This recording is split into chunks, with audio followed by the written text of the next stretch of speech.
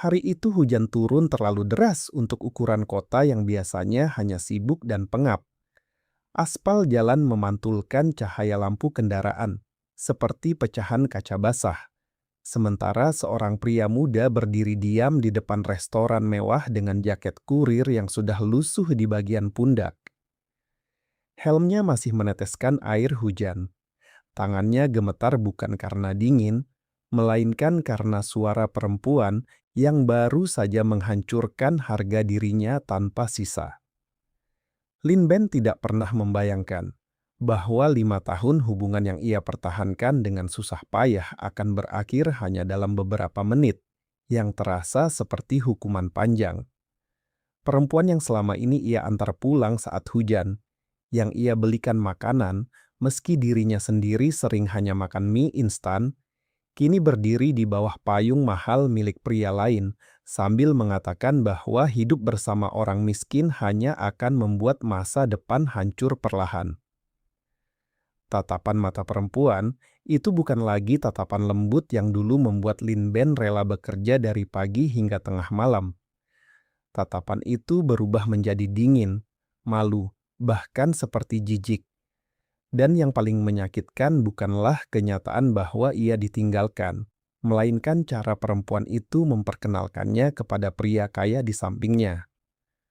Seolah Lin Ben hanyalah bagian memalukan dari masa lalu yang ingin segera dibuang.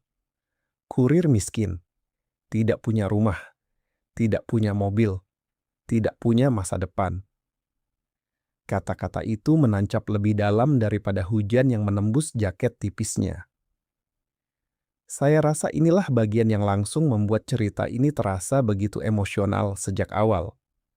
Bukan karena pengkhianatannya terdengar baru, tetapi karena situasinya sangat dekat dengan kenyataan hidup banyak orang. Ada begitu banyak pria yang rela berjuang diam-diam demi seseorang, sampai akhirnya sadar bahwa cinta saja ternyata tidak cukup di mata dunia yang memuja uang. Dan Lin Ben berdiri di sana bukan hanya sebagai karakter utama, melainkan simbol dari seseorang yang kalah sebelum diberi kesempatan untuk menang. Saat pria kaya itu merangkul mantan kekasihnya sambil tersenyum tipis penuh kemenangan, Lin Ben masih mencoba menjaga harga dirinya. Ia tidak marah, ia tidak berteriak.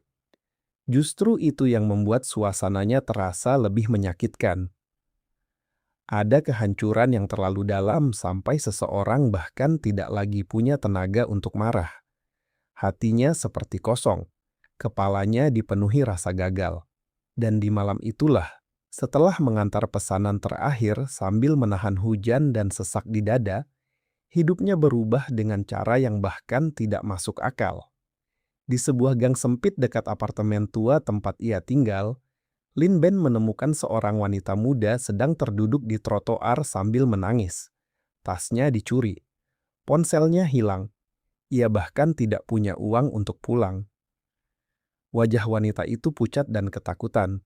Sebagian besar orang melewatinya begitu saja karena kota besar memang terbiasa membiarkan orang lain menderita selama itu bukan urusan mereka. Tapi Lin Ben berhenti. Mungkin karena dirinya sendiri sedang hancur, ia jadi mengerti rasanya tidak punya siapapun. Ia memberikan uang terakhir di dompetnya untuk wanita itu naik taksi. Bahkan ia rela berjalan kaki pulang beberapa kilometer demi membantu orang asing yang tidak dikenalnya. Dan tepat setelah taksi itu pergi, suara aneh muncul di kepalanya. Bukan suara manusia biasa, dingin, mekanis, tidak memiliki emosi. Sistem bantuan aktif. Selamat, Anda memperoleh hadiah pertama. Awalnya Lin Ben mengira dirinya gila akibat terlalu stres. Tetapi beberapa detik kemudian, ponselnya bergetar. Sebuah transfer masuk ke rekeningnya dalam jumlah yang membuat napasnya berhenti sesaat. Jumlah uang itu lebih besar daripada penghasilannya selama berbulan-bulan menjadi kurir. Tangannya gemetar. Otaknya menolak percaya. Dan sejak saat itu, hidup Lin Ben mulai bergerak ke arah yang tidak pernah ia bayangkan sebelumnya. Yang membuat cerita ini menarik bukan sekadar kemunculan sistem misteriusnya, Banyak cerita lain memakai konsep serupa, tetapi di sini inti emosinya justru terletak pada perubahan batin Lin Ben. Sistem itu tidak memberinya uang cuma-cuma untuk menjadi jahat atau arogan. Ia hanya mendapat hadiah ketika membantu wanita yang sedang kesulitan. Dan perlahan, dari situlah cerita berkembang menjadi sesuatu yang jauh lebih manusiawi daripada sekadar kisah balas dendam orang miskin menjadi kaya. Hari-hari berikutnya terasa seperti mimpi aneh yang terus berulang. Lin Ben mulai membantu orang-orang secara tidak sengaja. Seorang ibu muda yang hampir diusir dari kontrakan karena menunggak pembayaran. Seorang pegawai toko yang dilecehkan atasannya. Seorang mahasiswi yang nyaris putus kuliah karena tidak mampu membayar biaya semester. Setiap kali Lin Ben benar-benar membantu mereka dengan tulus, sistem itu memberinya hadiah. Kadang berupa uang, kadang koneksi bisnis, kadang informasi penting yang mengubah masa depannya. Namun yang paling menarik adalah bagaimana semua bantuan itu perlahan mengubah cara Lin Ben memandang dirinya sendiri. Sebelumnya, ia hidup hanya untuk bertahan. Ia bekerja seperti mesin, bangun pagi, antar pesanan, dimarahi pelanggan, makan seadanya, lalu tidur dengan tubuh penuh pegal. Tidak ada mimpi besar, tidak ada harapan besar. Hidupnya seperti lorong panjang tanpa cahaya. Tapi setelah mulai membantu orang lain, untuk pertama kalinya ia merasa keberadaannya berarti. Saya pribadi merasa bagian ini sangat kuat secara emosional. Banyak orang berpikir kekayaan otomatis membuat seseorang bahagia. Tetapi dalam cerita ini, yang benar-benar menyelamatkan Lin Ben bukan uangnya, melainkan perasaan bahwa dirinya akhirnya dibutuhkan, bahwa hidupnya punya nilai. Dan menurut saya, itu jauh lebih menyentuh daripada sekadar transformasi miskin menjadi kaya.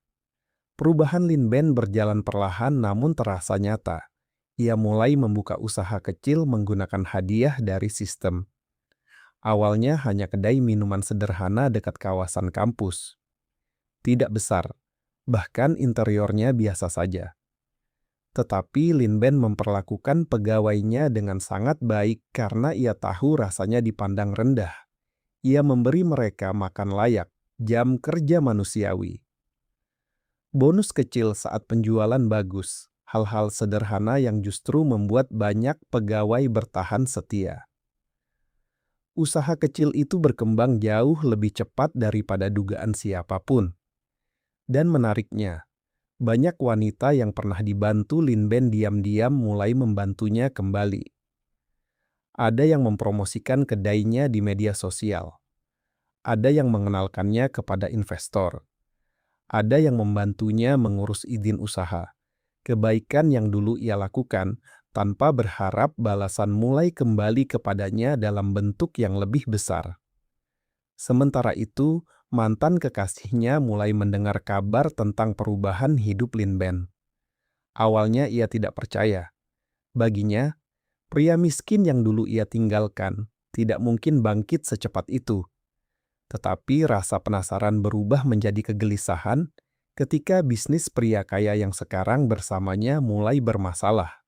Investasi gagal, hutang menumpuk, dan perlahan topeng kehidupan mewah yang dulu membuatnya meninggalkan Lin Ben mulai retak sedikit demi sedikit. Ada satu adegan yang menurut saya sangat menyakitkan secara emosional. Saat mantan kekasih Lin Ben diam-diam datang ke kedainya untuk memastikan rumor itu benar. Ia melihat Lin Ben sedang membantu seorang pegawai wanita yang ibunya sakit. Cara Lin Ben berbicara masih sama seperti dulu, lembut, tenang, tidak sombong meski sekarang jauh lebih sukses. Dan di momen itu, perempuan tersebut akhirnya sadar bahwa yang dulu ia tinggalkan bukan pria gagal, melainkan seseorang yang tulus mencintainya. Tetapi penyesalan selalu datang terlambat. Lin Ben tidak lagi memandangnya dengan cinta yang sama. Bukan karena benci, tetapi karena luka yang terlalu dalam telah mengubah sesuatu di dalam dirinya. Ada bagian hati yang mati pada malam hujan itu. Dan meski hidupnya kini jauh lebih baik, bekas luka itu tetap ada seperti retakan halus yang tidak terlihat dari luar. Bisnis Lin Ben terus berkembang, dari satu kedai menjadi beberapa cabang, dari usaha kecil menjadi perusahaan distribusi makanan dan logistik. Pengalaman bertahun-tahun menjadi kurir memberinya pemahaman tentang sistem pengiriman yang jauh lebih baik daripada banyak pengusaha kaya yang hanya mengerti teori. Ia tahu bagaimana rasanya kehujanan di jalan. Ia tahu bagaimana rasanya dimarahi pelanggan karena makanan terlambat. Ia tahu bagaimana rasanya dianggap tidak penting. Dan justru pengalaman pahit itulah yang membuat bisnisnya berbeda. Para pegawai menyukainya bukan karena ia kaya, tetapi karena ia tidak pernah lupa bagaimana rasanya berada di bawah. Lin Ben tetap makan bersama stafnya, tetap mendengarkan keluhan mereka, tetap membantu orang-orang diam-diam meski sistem tidak selalu memberinya hadiah lagi. Karena tanpa sadar, membantu orang lain sudah menjadi bagian dari dirinya. Namun hidup tidak pernah membiarkan seseorang naik tanpa ujian baru. Mantan kekasihnya, yang kini terdesak masalah ekonomi bersama pria kaya pilihannya, mulai mencoba mendekati Lin Ben lagi. Awalnya hanya meminta maaf, kemudian mencoba membangkitkan kenangan lama. Dan ketika semua itu gagal, situasinya berubah menjadi sesuatu yang lebih buruk. Ia mulai iri, marah. Frustrasi melihat pria yang dulu ia hina kini berdiri jauh di atas hidupnya. Pria kaya yang dulu merebutnya juga tidak tinggal diam. Harga dirinya terluka melihat Lin Ben tumbuh menjadi pesaing bisnis yang mulai diperhitungkan. Dari sinilah konflik cerita mulai berubah menjadi lebih gelap. Fitnah mulai muncul. Media dibayar untuk menjatuhkan nama Lin Ben. Ada tuduhan pencucian uang, tuduhan eksploitasi pegawai. Bahkan ada upaya sabotase terhadap salah satu cabang usahanya. Dan bagian paling menarik dari semua itu adalah bagaimana Lin Ben menghadapi kehancuran kedua dalam hidupnya. Dulu ia hancur sebagai pria miskin yang tidak punya apa-apa. Sekarang ia diuji sebagai pria sukses yang bisa kehilangan segalanya kapan saja. Saya suka bagaimana cerita ini tidak membuat tokoh utamanya menjadi manusia sempurna. Lin Ben juga lelah, ia juga marah. Ada malam-malam ketika ia duduk sendirian di kantor besar miliknya sambil menatap kota dengan mata kosong. Ia mulai bertanya apakah semua perjuangan ini benar-benar membuatnya bahagia. Karena semakin tinggi seseorang naik, semakin sedikit orang yang benar-benar tulus mendekat. Tetapi justru di titik itulah semua orang yang pernah ia bantu mulai muncul kembali. Wanita pemilik toko kecil yang dulu hampir bangkrut memberikan bukti bahwa Lin Ben pernah membantunya tanpa meminta imbalan. Mantan pegawai minimarket yang dulu ia selamatkan dari pelecehan bersaksi membela karakternya. Mahasiswi yang pernah ia bantu ternyata kini bekerja sebagai pengacara dan membantu membersihkan namanya di pengadilan. Satu persatu orang berdiri di belakangnya. Bukan karena uang, bukan karena takut, tetapi karena Lin Ben pernah hadir dalam hidup mereka saat semua orang lain berpaling. Dan menurut saya, disinilah inti terbesar cerita ini sebenarnya berada. Bukan tentang sistem misterius, bukan tentang balas dendam, tetapi tentang bagaimana kebaikan kecil yang dilakukan dengan tulus bisa kembali menyelamatkan seseorang di masa depan. Dunia memang sering terasa kejam, tetapi manusia tetap hidup karena masih ada orang-orang yang mau peduli. Pada akhirnya, Lin Ben berhasil melewati semua fitnah itu. Perusahaannya justru semakin besar setelah publik mengetahui siapa dirinya sebenarnya. Sementara mantan kekasihnya perlahan kehilangan semua yang dulu ia pilih demi status dan kemewahan. Namun Lin Ben tidak pernah benar-benar membalas dendam kepadanya. Ia hanya memilih pergi meninggalkan masa lalu. Ada satu suasana penutup yang sangat membekas di kepala saya. Lin Ben berdiri di sebuah gedung tinggi miliknya sendiri saat matahari pagi mulai muncul perlahan di balik kota.